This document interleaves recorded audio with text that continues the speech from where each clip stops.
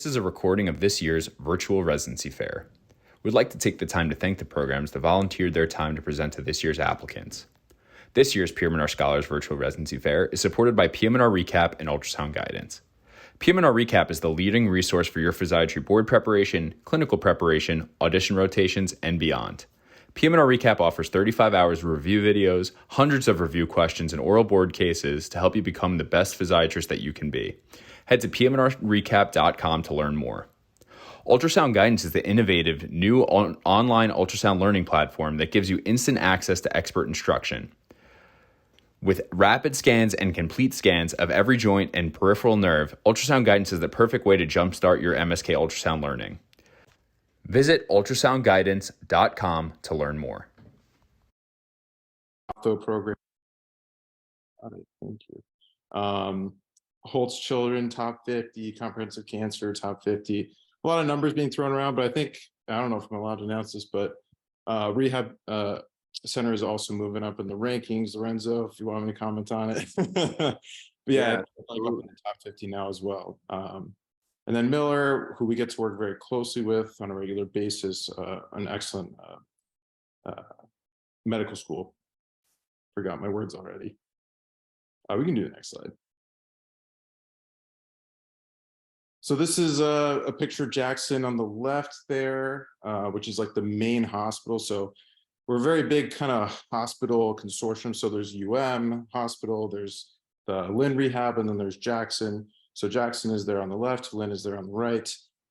Lynn, we're connected to Jackson directly. Where a lot of us at lunchtime, we walk directly over to Jackson for lunch at the cafeteria. It's a huge hospital system, 1,500 plus beds, so no shortage of consults and whatnot, and lots of really, really interesting cases because of that. We have rider trauma, so we get a lot of like trauma type of cases as well. And then Berlin is its own standalone facility. And I think we'll talk about that more later in the slides. But and we're residents through Jackson as well. There's a lot of residents, there's like 1,500. Also, we have a very, very strong union membership, I guess. So the resident union is strong here. And this is just kind of more about us. So big academic center. There's no shortage of attendings and residents that you can connect with and talk to. And if you have a passion about something, you will definitely find the person that you need for it. And we can go forward. So we also rotate over at the VA, these are all in the same location. Again, something we'll talk about very soon.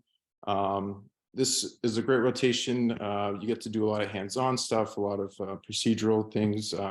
We also have a spinal cord injury there, lots of O&P there, and really good attendings that want to teach you and want to get you hands-on as well. And last but not least, we also rotate over at Mount Sinai, which is more in like the Miami Beach area, private hospital.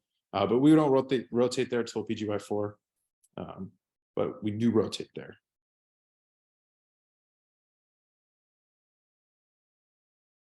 Hey everybody, my name is Andrew. I'm going to talk to you guys a little bit about some of the locations that Mark just showed you.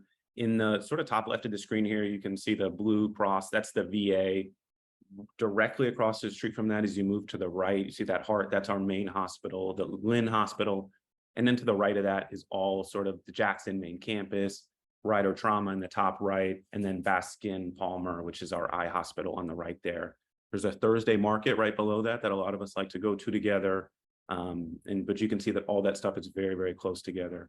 On the left side of the screen in the bottom left is sort of the UM hospital and the UM clinics as well, where we spend some time. And the point of the slide is just to show you that there's a lot of different hospital systems that we work in, but they're all within 2 blocks of each other for the most part. You go to the next slide. There's minimal driving. Here's another picture of some of the locations. In the top right here is the beautiful Mount Sinai campus. As you move across to the left here is one of the neighborhoods in South Florida, Wynwood, which was one of the arts neighborhoods. Directly south of that is where the main hospitals are. We have downtown Miami, Coconut Grove, Coral Gables, and then one of the places that we work at is the Lennar Medical Center, which is where we do some of our outpatient work. That's sort of in the South Miami area. All of that is accessible via the Metro Rail, which basically runs from the main hospital down through South Miami as well. Up here is Hollywood, where some of our residents with families will live as well. It's a little bit farther of a commute, but you can have a little more space there. We're very blessed. We have a fantastic new facility that we get to work in. We have 9 floors, all dedicated to the PM&R department. We have 3 inpatient floors. There's outpatient clinics, 2 floors of gyms, and connection to JMH for consults, which, as Mark was saying, is a massive sort of hospital system. Very useful to get your consultants in. Also very nice if you have sick patients. You have ICU nurses who are very, very readily available and come help us. On the left here is our outpatient gym on the 2nd floor. Gets lots of sunlight. In the top right of the picture here, you can start to see the inpatient gym, which is on the 3rd floor, right above it. We don't have a picture of it, unfortunately, but in the top right of this picture is where the pediatric gym is, which is very cute as well. On these spaces, you know, there's body weight assisted gait training. There's individual rooms where the therapists work, and we'll get into more of that a little bit later. On the left here, you can see a picture of one of the rooms that we have in the hospital. All of them are single occupancy rooms. Behind the bed, you can see a couch where family members of patients will often stay with them. And then on the right here is sort of an activity garden, which is on the 1st floor of the hospital. There's a basketball gym or a basketball hoop and some barbecue spaces and some areas where you can sit and have lunch. We'll go spend some time on Friday afternoons or when we have time.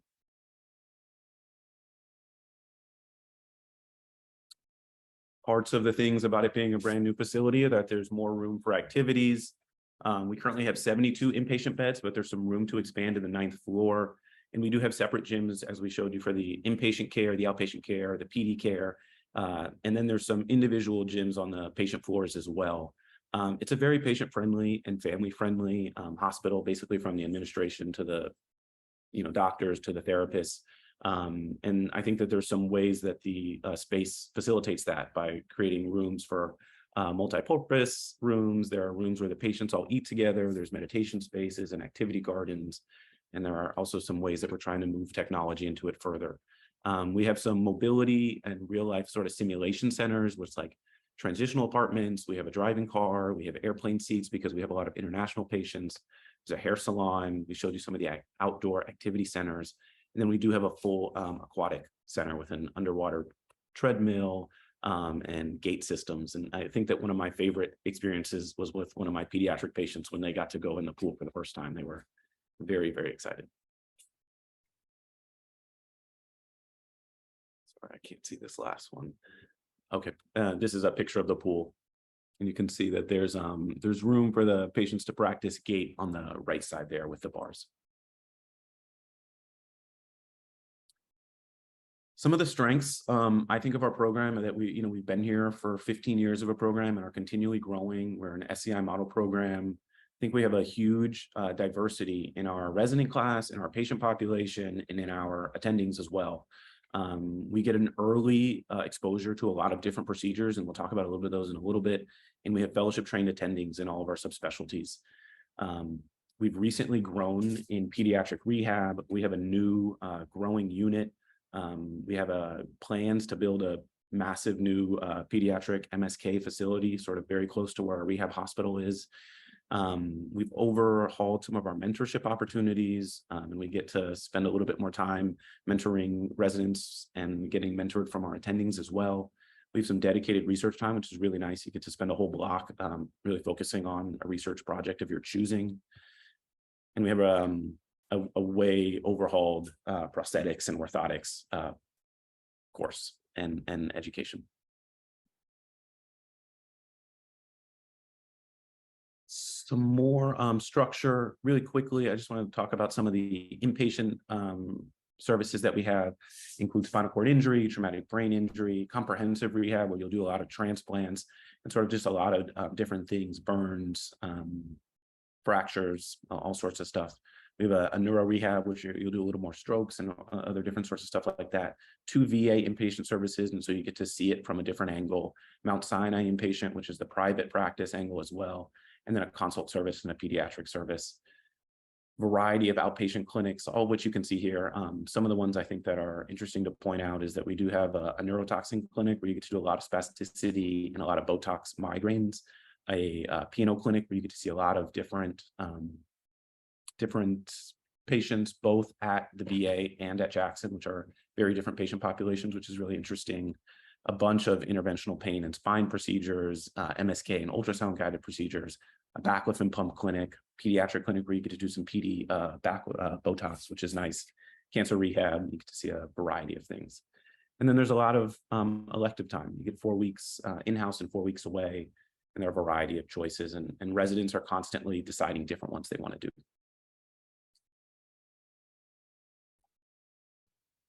Our block schedule, half of our blocks are 6 weeks, the other half are 7 weeks. As a PGY2, on the top, you can see the inpatient blocks. You'll spend about 4 of them on inpatient, 3 of them on outpatient, and 1 of them doing consults or research. And then as a PGY2, you'll do the research or consult that you didn't do. You have 2 inpatient blocks as a PGY3. One of those is brain injury. The other one is pediatrics, both of which you have a little more autonomy than you did as a PGY2. And then you have a lot more time as a outpatient as a PGY3. And then as a PGY4, you get to do a lot more work sort of designing and doing a lot more of the things that you're interested in as well.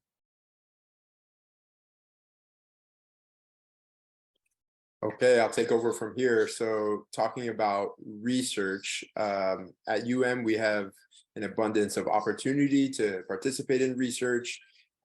We have dedicated days to both research and QI day, where our PGY4s as well as our PGY3s present their original projects. Additionally, we have built, as Andrew was saying, we have built-in dedicated research time in either our PGY2 or PGY3 year, which is immensely helpful because it's very structured. We're with our research program director, Dr. Tiazo, who's a wonderful person to have as a mentor for research. And additionally, we're well supported by the university. We have dedicated biostatistician, a librarian, and multiple associations that have ongoing nationally funded research. So this is our call room. So talking about our calls and our structures, it starts PGY2 is a little bit more heavy in call, and then progressively gets easier from there, or I should say lighter from call. So as PGY2s, you do a total of 18 to 19 shifts. That includes weekends and holidays. Then your PGY3 year, you do 4 total weeks of night float, and then no weekends except for 2 Fridays. And then your PGY4 year, you do 2 to 3 total weeks of night float.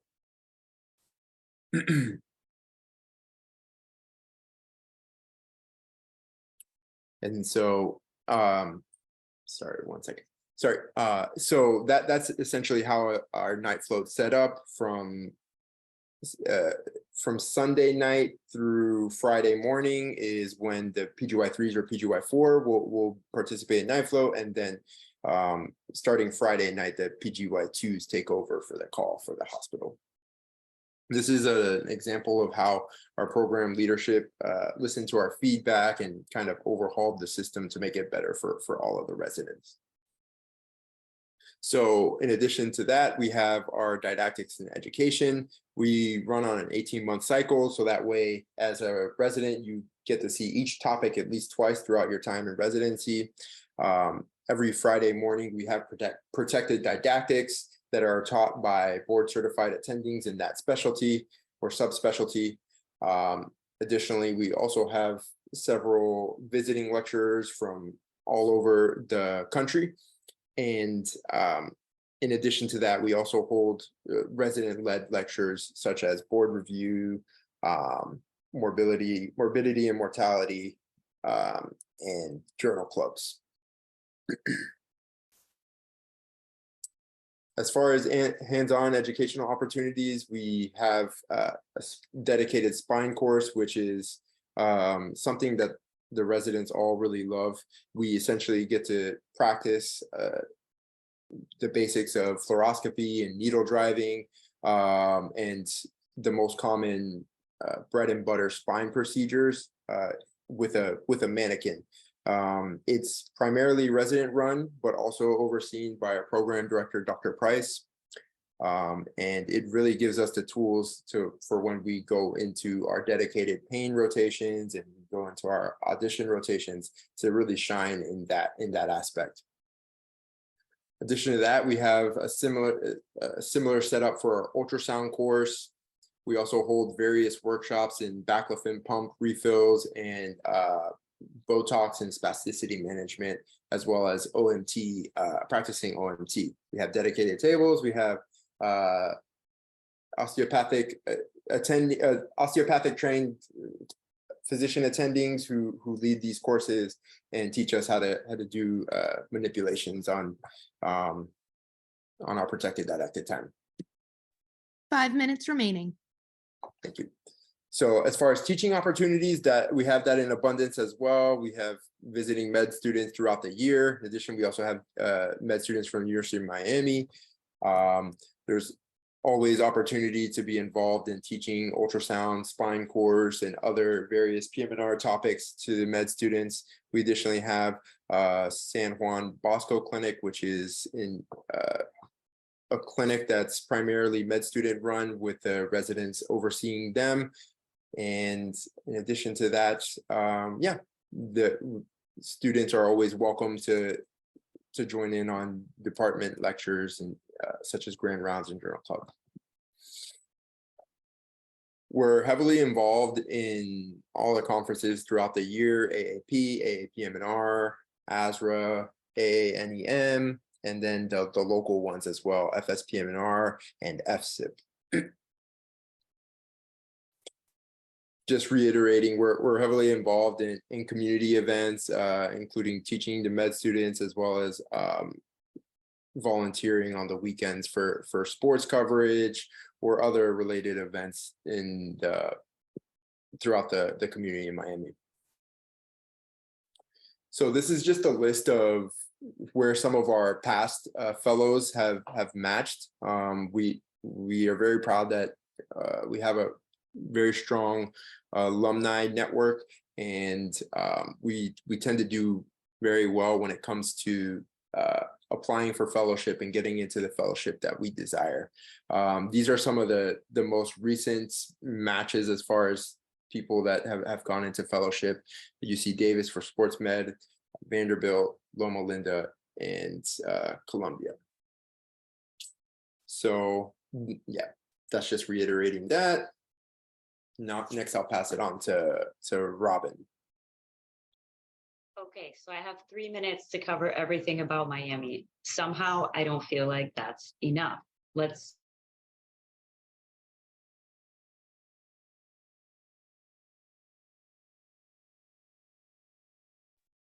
Robin, you're muted. Okay, thanks, Dr. Molinares.